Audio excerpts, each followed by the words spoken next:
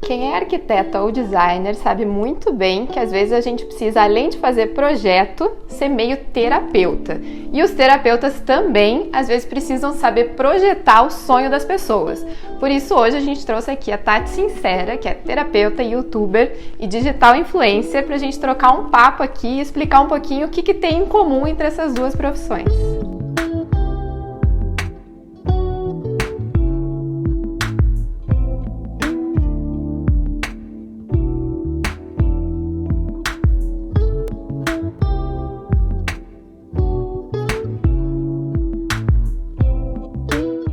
No vídeo de hoje, eu e a Tati vamos conversar um pouquinho realmente sobre o que tem em comum entre os arquitetos e os terapeutas. Se você gosta desse assunto, vem com a gente, mas antes, já deixa aqui o seu like, compartilha com quem pode se interessar por esse assunto e se ainda não se inscreveu no canal, se inscreve e liga as notificações.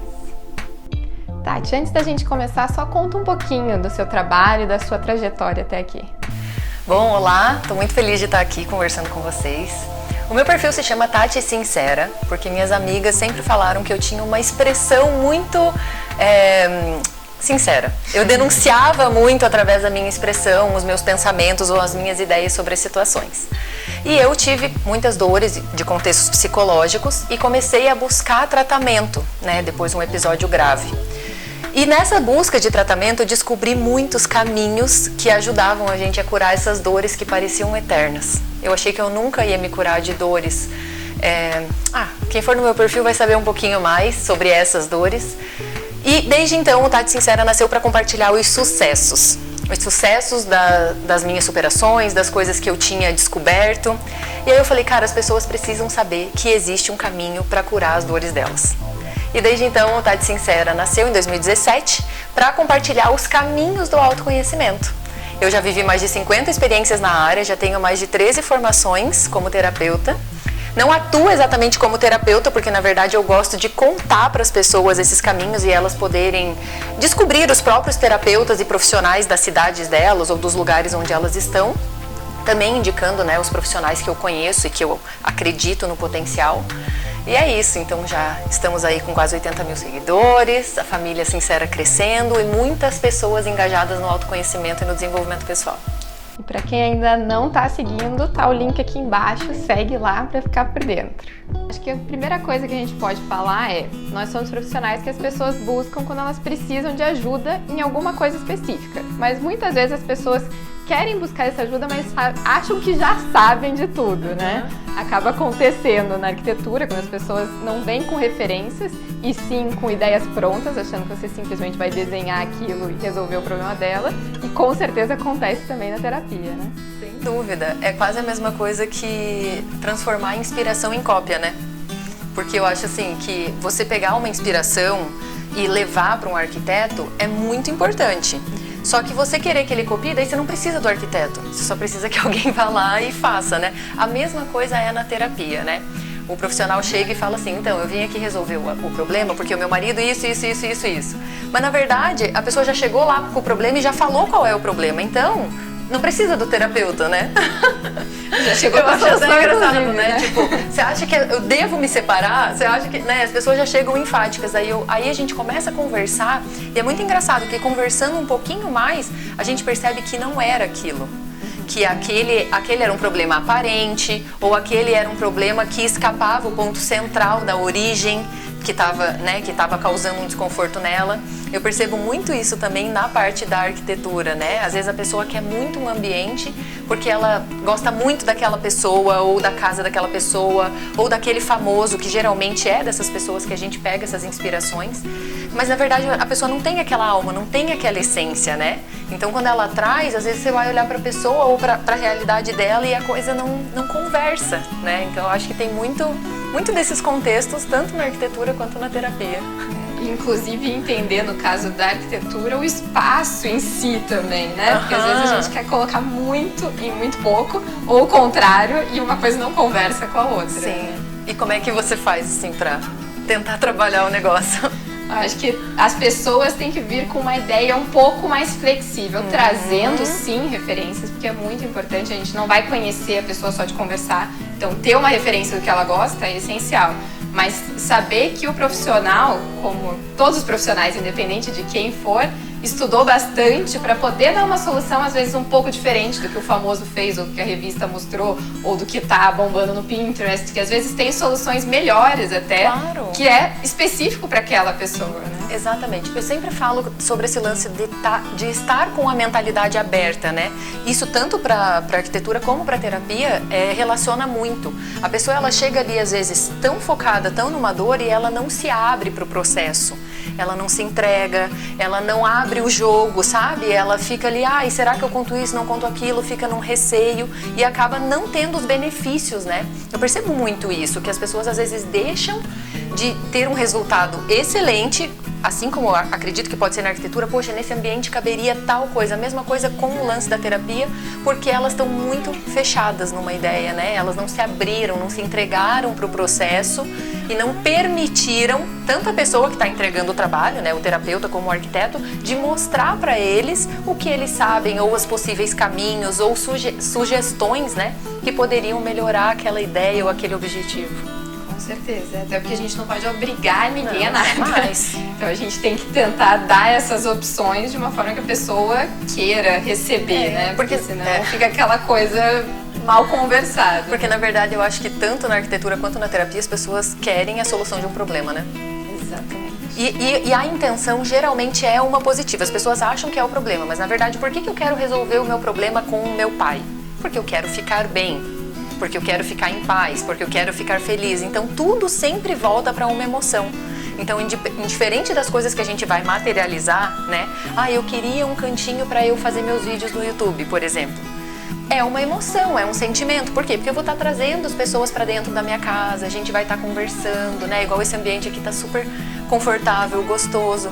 Veja como não tá distante da terapia e nem da arquitetura, né? Porque aqui é um ambiente que traz, que convida as pessoas a se sentirem bem, né? Então eu acho assim, sendo sincera agora, que é o nome do meu perfil, né?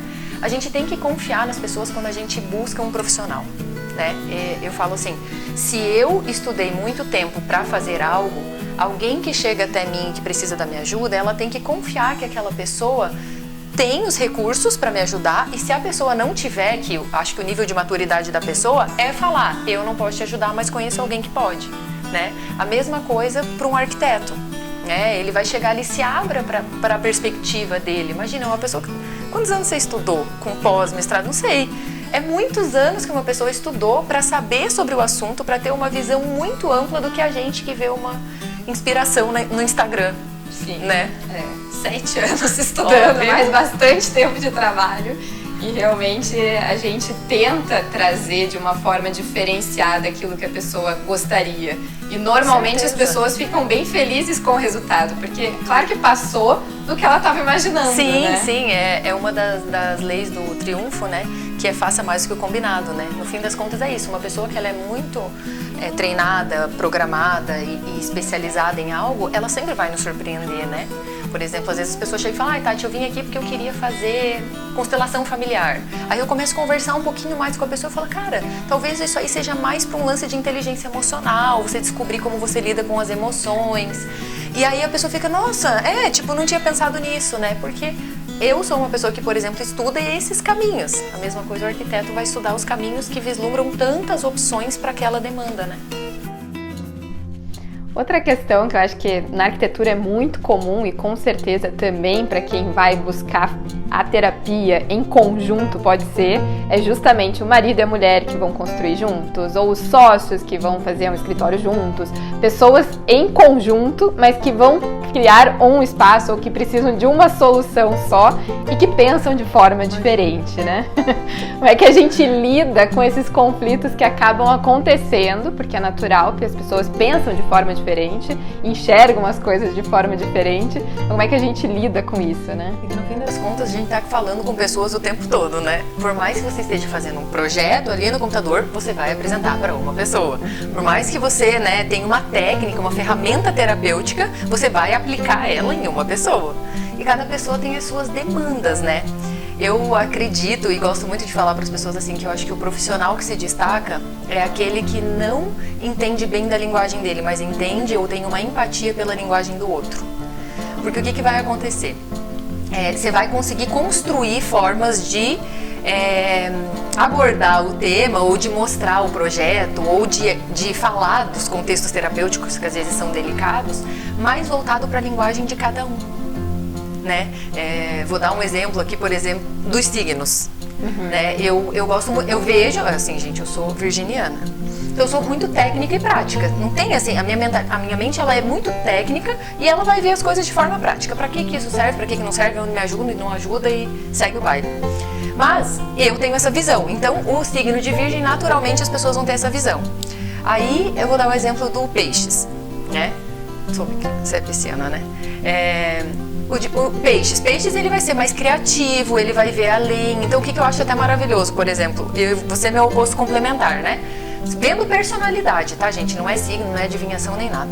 Mas se a pessoa de Virgem ela é um pouco mais técnica, um pouco mais objetiva, o Peixes ele vai ter essa visão, né, um pouco mais criativa. Ele pode trazer, né, para a pessoa, não na linguagem dele, né? Ele vai trazer mais assim, poxa, ela gosta das coisas mais técnicas, então vou ser um pouco mais prático, vou ser um pouco mais incisivo, vou mostrar o projeto já mais na funcionabilidade. Eu não vou mostrar assim, olha, é tão bonito. Não, viu? Você apertar aqui num botão abre a porta. Então, pra mim, por exemplo, isso vai ser mais importante, né, do que outra coisa. Então, pro pisciano, não. Já se fosse um virginiano apresentando o projeto pro pisciano, não adianta ela chegar e falar assim, aperta o botão, acabou.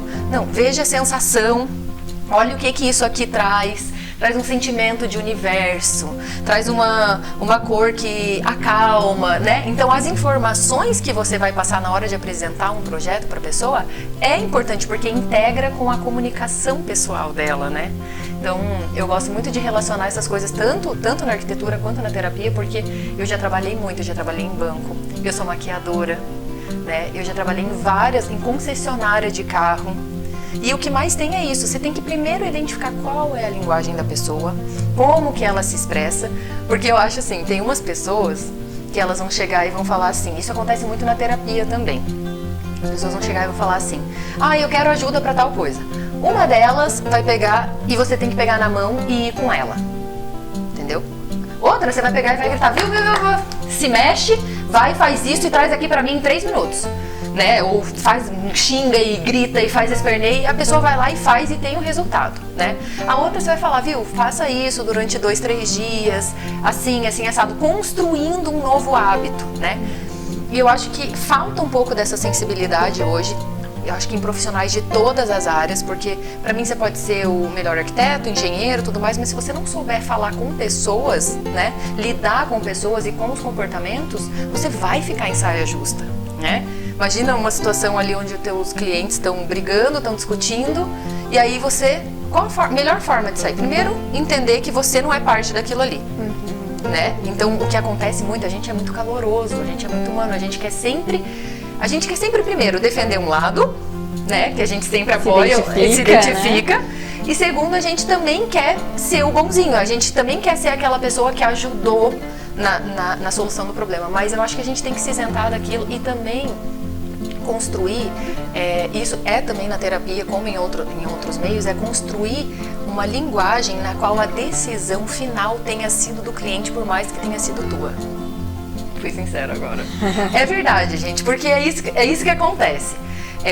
Você sugestiona de forma... Não é pra enganar ninguém, tá? Não você se sugestiona porque você é autoridade no assunto, porque você conhece, né, tanto no teu trabalho como em qualquer outra área que envolva a tua expertise. Você é autoridade para aquilo e você sabe que aquilo vai ficar melhor, funcional, adequado. Mas você fala pra pessoa, tem essa e essa opção, né? Você dá o poder de escolha, você dá o poder de decisão. E você imagina se você levar na linguagem daquela pessoa ainda, né? Olha, aqui você sente isso, aqui você sente aquilo. Aí a pessoa, é verdade. Mas agora você vai pra casa e decide. Depois você me fala, né? Veja, é muito legal, porque você trouxe a capacidade para a pessoa, então ela vai saber que no fim das contas, quando tiver tudo construído, quando tiver tudo pronto, ou quando ela tiver resolvido a briguinha com o marido, foi ela que resolveu, né? Você pode falar desse jeito e desse jeito. Escolhe um dos jeitos, vai lá, fala e depois me conta como que foi, né? E aí vai você ficar mais satisfeita, dá certo, né? Exatamente. E daí, pensando na questão casal, que é o que eu acabo mais trabalhando, tentar justamente juntar as formas diferentes que as pessoas têm de pensar e entregar para eles pensarem juntos longe, né? Porque senão às vezes realmente eles ficam numa saia justa por quererem discutir na tua frente e não é teu papel ali, meu papel no caso, apesar da gente virar um pouco terapeuta, não é o papel do arquiteto, né? É justamente saber, dar as soluções mais técnicas no caso. Exatamente, voltar para o teu centro, né? Porque eu acho que até a gente como terapeuta é muito legal a gente entender aonde a gente está sendo terapeuta, onde a gente está sendo amigo, aonde, né? Eu sempre falo para pessoas assim, eu sou terapeuta, mas a gente pode conversar sem você achar que eu tô te analisando, né? A mesma coisa o arquiteto. Eu posso ir na tua casa sem achar que eu tô medindo tudo errado, ou julgando tudo, entendeu? Por mais que o teu olho seja treinado para isso, a tua questão ali não é, né? No momento. Então eu acho assim que é uma habilidade a ser desenvolvida, que todos os profissionais, né, tinham que estudar um pouquinho sobre comportamento humano, sobre personalidade, sobre comunicação, né, principalmente as formas de falar, comunicar, que elas teriam muito, muito, muito mais sucessos e resultados nos seus processos. As nossas profissões, né, eu como arquiteta, você como terapeuta, lidam muito com o sonho, né, o sonho do espaço da casa própria, o sonho de realizar coisas, de virar independente, de emocionalmente conseguir realizar coisas.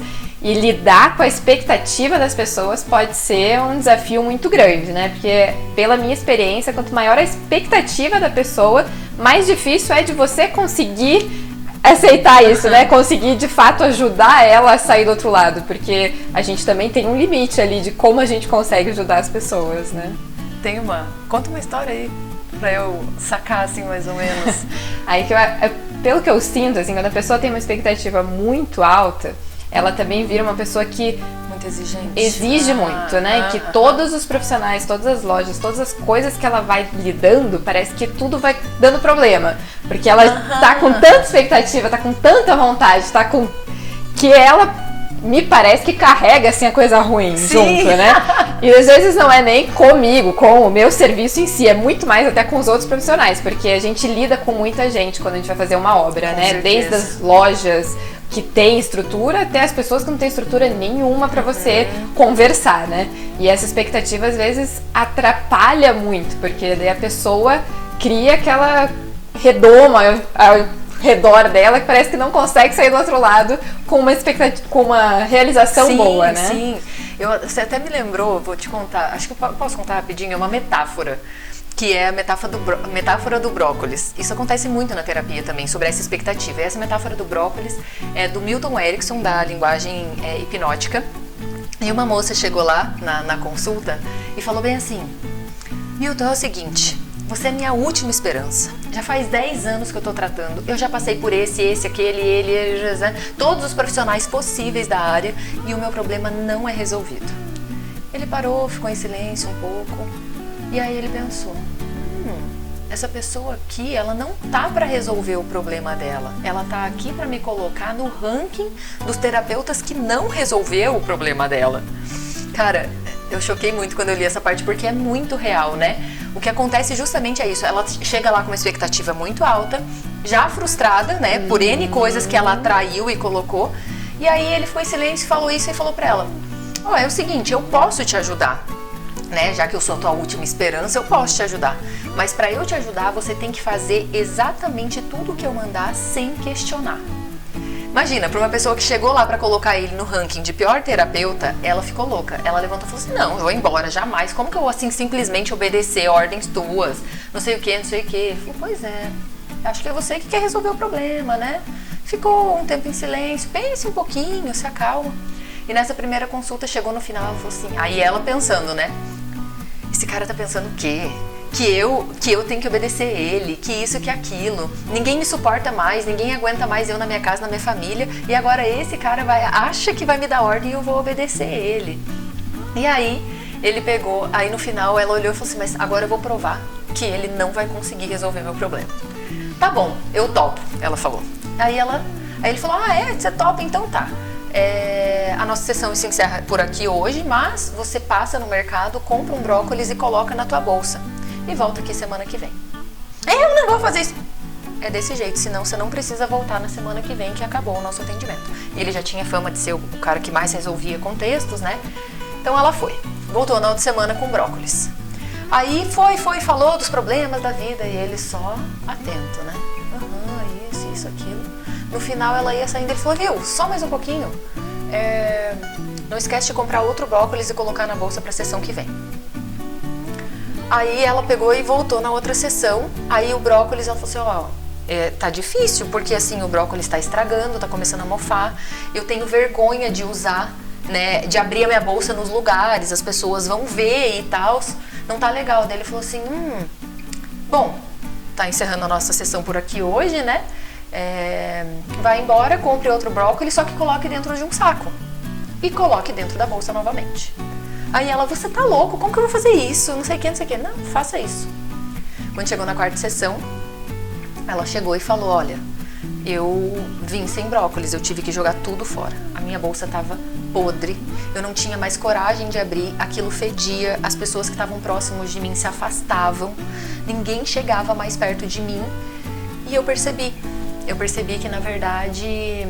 Assim era com a minha doença, né? Eu tava tão presa nela, tão agarrada nela, que no fim das contas as pessoas se afastavam, elas não queriam ficar perto de mim. A mesma coisa o brócolis representou.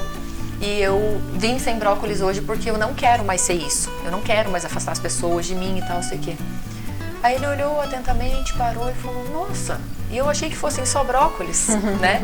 Mas isso são anos de terapia e são apenas brócolis. Então eu acho que é isso, né? Essa questão assim do profissional também tá atento, né, a essas expectativas, a essas dinâmicas e tentar construir uma linguagem, né, que faça sentido para aquilo ali, porque às vezes a pessoa ela tá presa numa dor ou numa opinião ou numa crítica porque ela não tem acesso, ela não tem ferramenta, ela não tem conhecimento para ver as coisas de um outro jeito, né? Eu sempre falo para as pessoas, você quer falar sobre alguma coisa diferente de um ambiente? Cara, oferece conteúdo pra pessoa, sabe? Tipo, faz um videozinho, assista, leia sobre isso, mande um artigo, faça com que a pessoa vá construindo com você uma visão do assunto, vá aprendendo, sabe? Porque eu acho que aí as pessoas vão conseguir perceber, né? Porque, na verdade, o que a gente não gosta é de se sentir incapaz e nem de se sentir burro, né? Perante as outras pessoas, assim.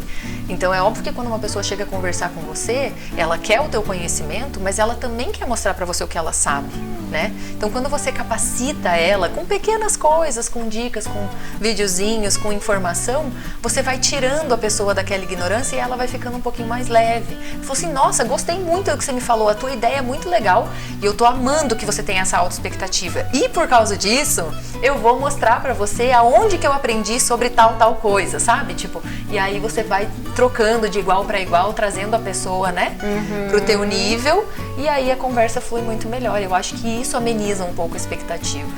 Eu acho que a dica que fica aqui é enxergar qual é a expectativa da pessoa e tentar trabalhar essa expectativa de uma forma que, se as coisas não acontecerem da forma que ela estava imaginando, ela também não fique tão frustrada que vai carregar as coisas ruins junto com ela. Exatamente, essa é a dica. Acho que deu pra ver como tem similaridade aqui entre as situações realmente do dia a dia, da arquitetura, da psicologia. Então, se vocês gostaram do bate-papo, deixa aqui o que vocês gostaram e quem sabe até uma sugestão para um novo vídeo aqui com a Tati. Porque se deixassem a gente ia ficar aqui falando pra sempre. Eu Muito obrigada, Tati. Obrigada. E até a próxima.